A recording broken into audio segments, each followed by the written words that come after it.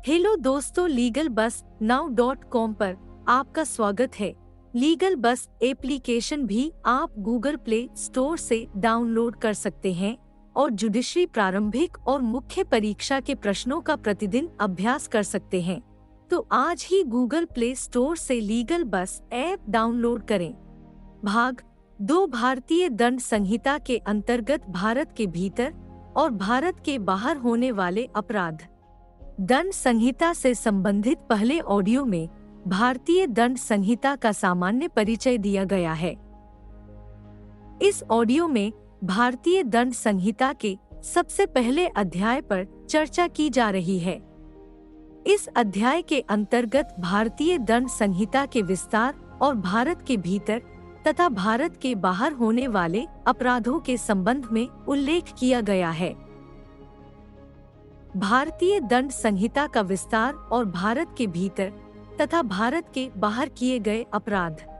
भारतीय दंड संहिता समस्त भारत के लिए एक सामान्य दंड संहिता है तथा अपराधों तथा उनके दंड के उल्लेख के लक्ष्य से भारतीय दंड संहिता का निर्माण किया गया है।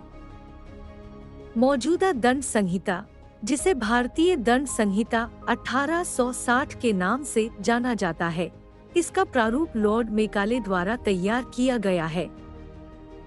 समय समय पर होते हुए परिवर्तनों के साथ लॉर्ड मेकाले द्वारा तैयार की गई दंड संहिता आज परिष्कृत होकर भारतीय परिवेश और भारतीय समाज के अनुरूप मालूम होती है। भारतीय दंड संहिता की पहली धारा एक इस संहिता के नाम और इसके विस्तार के संबंध में उल्लेख करती है। जम्मू कश्मीर पुनर्गठन अधिनियम 2019 के पहले जम्मू कश्मीर राज्य पर इस संहिता का विस्तार नहीं था, परंतु जम्मू कश्मीर राज्य पुनर्गठन अधिनियम के बाद इस संहिता का विस्तार जम्मू कश्मीर राज्य पर भी हो गया है। इसके पहले जम्मू कश्मीर राज्य के लिए रणबीर पेनल कोड 1989 लागू थी। धारा 1 इस अधिनियम का नाम भारतीय दंड संहिता 1860 उल्लेखित करती है। 1 जनवरी 1862 से इसे लागू किया गया है। प्रस्तावना इस अधिनियम का एक भाग है, लेकिन संपूर्ण रूप से एक भाग नहीं है। प्रस्तावना संहिता की स्पष्ट सामान्य उपबंधों को कभी अभिभूत नहीं कर सकती है, परंतु फिर भी प्रस्तावना का महत्व संहिता के प्रारंभिक पहचान के लिए आवश्यक होता है। उद्देशिका की विधि की व्याख्या करने में महत्वपूर्ण भूमिका होती है। यह अधिनियम के लक्ष्य एवं उद्देश्य को स्पष्ट करती है। मुख्य न्यायाधीश डायर लिखते हैं, यह एक ऐसी कुंजी है जो विधि वेत्ताओं के मस्तिष्क को खोलती है। अधिनियम की धारा 1 इसके नाम और उसके विस्तार पर संपूर्ण उल्लेख कर देती है। यहाँ पर कोई भी कमी नहीं रह जाती है। यह अद्भुत विषय है कि इतने बड़े भारत के लिए केवल यह एक दंड संहिता आज भी काम कर रही है, जबकि भारत विविधताओं से भरा हुआ देश है। इतनी विविधताओं के बीच एक दंड संहिता का उपयोगी होना अत्यंत आश्चर्यचकित कर देने वाली बात है। एक दंड संहिता बनाए जाने का उद्देश्य अखंड भारत के विचार की ओर भारतीयों को प्रेरित करता है। भारत के भीतर किए गए अपराध। भारतीय दंड संहिता 1860 की उपयोगिता यही कि यह संहिता केवल भारत के भीतर ही किए जाने वाले अपराधों और उनके दंड के संबंध में उल्लेख नहीं करती, अपितु भारत के बाहर किए जाने वाले अपराध के संबंध में भी उल्लेख करती है। संहिता की धारा 2 इसके अंतर्देशीय विस्तार का उल्लेख करती है। इसके अनुसार प्रत्येक व्यक्ति इस संहिता के अनुबंधों के प्रतिकूल प्रत्येक कार्य या लोक के लिए जिसका वह भारत के भीतर दोषी होगा, इस संहिता के अधीन दंडनीय होगा, अन्यथा नहीं। इस तरह इस धारा के अनुसार यदि कोई व्यक्ति भारत के किसी भाग में अपराध करने का दोषी होता है, तो वह इस संहिता के अंतर्गत राष्ट्रीयता, पद, जाति अथवा वंश के भेदभाव के बिना दंड का भागी होगा। भारत के संविधान के अनुच्छेद 14 में वर्णित विधि के समक्ष समानता के सिद्धांत का संहिता में पूर्ण रूप से पालन किया गया है। विदेशी भी इस संहिता के दायित्व से मुक्त नहीं है। जो भी व्यक्ति वह मनुष्य होना चाहिए। यदि भारत की सीमा के भीतर उस कार्य या लोक को कारित करता है जिसे करना अपराध इस संहिता के अंतर्गत घोषित किया गया है, तो वह दंड का भागी होगा। यह दंड संहिता किसी भी देशी और विदेशी के बीच में कोई भेद नहीं करती है। भारत की सीमा के भीतर कोई भी अपराध किया गया है, भले ही वह किसी भारतीय नागरिक से किया गया हो, ये किसी गैर भारतीय से किया गया हो, इस दंड संहिता के अधीन दंडनीय होगा। कोई विदेशी यदि भारत में आकर कोई अपराध करता है, तो ऐसा अपराध भी इस दंड संहिता के अंतर्गत दंडनीय होगा। मुश्ताक अली बनाम स्टेट ऑफ मुंबई का एक महत्वपूर्ण मामला है। इसमें धारण किया गया है कि जब एक पाकिस्तानी नागरिक ने माल का प्रदान करने के लिए अपने सामर्थ्य के विषय में कपटपूर्ण मिथ्या निरूपण का अपराध कारित किया है और छल द्वारा मूल्यवान प्रतिफल प्राप्त किया है, तो उसे अपराधी घोषित किया जाना चाहिए। इस तथ्य के होते हुए भी कि अपराध किए जाने के समय वह भारत में शारीरिक रूप से विद्यमान नहीं था, दंड संहिता के अंतर्गत उसे दंडित किया जाना चाहिए। भारतीय दंड संहिता समस्त मनुष्यों के बीच में समतावादी सिद्धांतों के अनुसार न्याय करती है।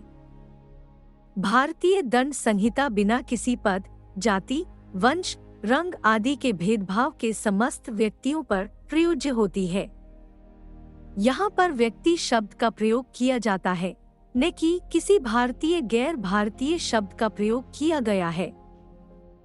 व्यक्ति के अंतर्गत समस्त मानव जाति आ जाती है, पर कुछ व्यक्ति ऐसे हैं जिन्हें इन संहिता के प्रभाव से मुक्त रखा गया है, जिनका यहाँ पर उल्लेख कर दिया जाना आवश्यक है।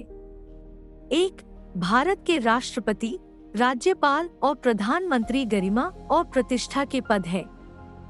संविधान के अनुच्छेद 361 के अनुसार राष्ट्रपति और राज्यपाल और 1975 में किए गए संविधान के 40वें संशोधन के बाद प्रधानमंत्री भी इस दंड संहिता से प्रभाव मुक्त है। अर्थात राष्ट्रपति, राज्यपाल, प्रधानमंत्री पर न्यायालय में न तो सिविल और न ही आपराधिक कार्यवाही चलाई जा सकती है और न ही इनके विरुद्ध कोई गिरफ्तारी वारंट जारी किया जा सकता है। ऐसा करने का कारण भारत के इन सर्वोच्च पदों को मान और सम्मान से विभूषित करना है। भारत के सर्वोच्च पद कोई तानाशाही द्वारा नहीं है, अपितु लोकतंत्र के माध्यम से इन पदों पर आसीन होने वाले व्यक्तियों को चुना जाता है। किसी भी विदेशी सम्राट कोई संहिता के अंतर्गत दंडित नहीं किया जा सकता। अनेक राष्ट्रों के सम्राट होते हैं, जैसे कि सऊदी अरब के सम्राट, जहां पर आज भी राजशाही चलती है। यह मुक्ति उनको प्रदत्त विशिष्ट अधिकारों एवं उन्मुक्ति के अंतर्गत दी गई है। अंतर्राष्ट्रीय विधि के अनुसार भारत के समझौते से हैं, जिनके आधार पर विदेशी सम्राटों को भारतीय दंड संहिता से मुक्ति दी गई है। 2. राजदूत और राजनयिक एजेंट। राजदूत और राजनीतिक एजेंट एवं स्वतंत्र संप्रभु राजा राज्य के प्रतिनिधि होते हैं, अतः उन्हें भी दंड संहिता के प्रावधानों से मुक्त रखा गया है। यह मुक्ति उनको प्रदत्त विशेष अधिकारों के अंतर्गत प्रदान की गई है।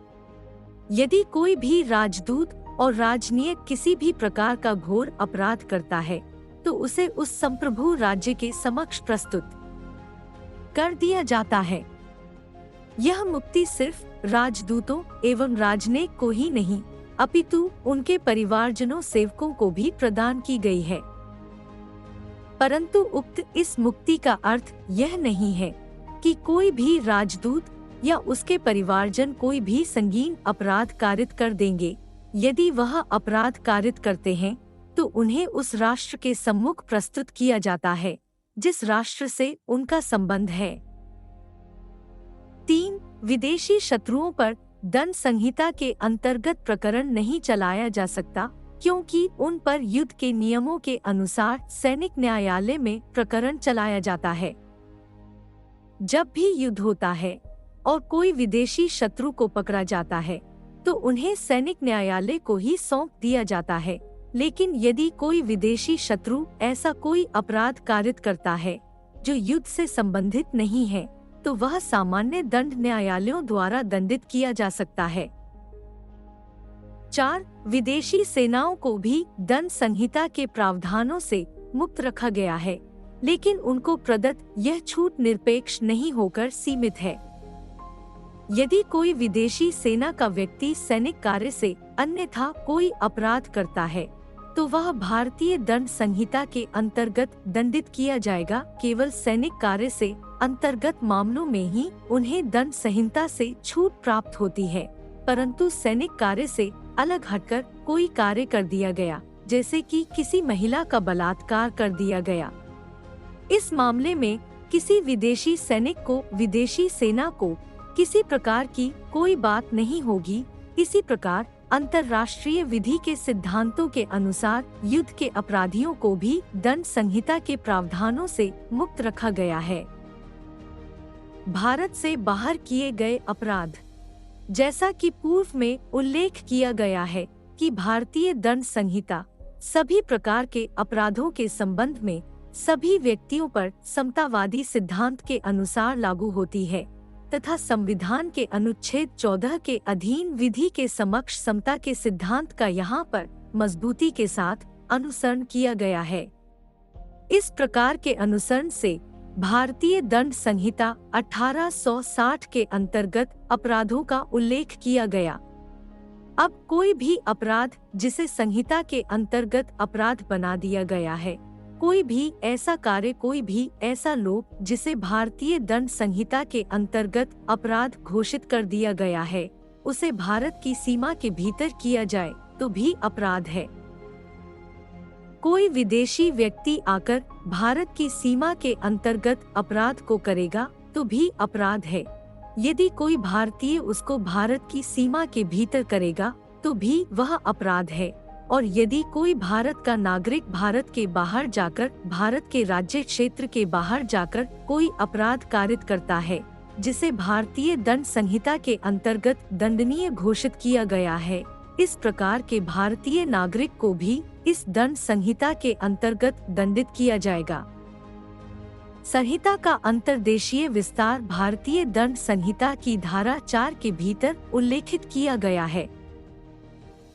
भारतीय दंड संहिता की धारा 3 और 4 विधिमान्य सिद्धांत का प्रतिपादन करती है कि कोई भी ऐसा कार्य जो भारत के भीतर अपराध है, उस दशा में भी अपराध समझा जाएगा जब वह भारतीय सीमा के बाहर किया गया हो, परंतु इसके लिए शर्त है कि अपराध है भारतीय नागरिक द्वारा भारत से बाहर किसी स्थान पर कारित किया जाए।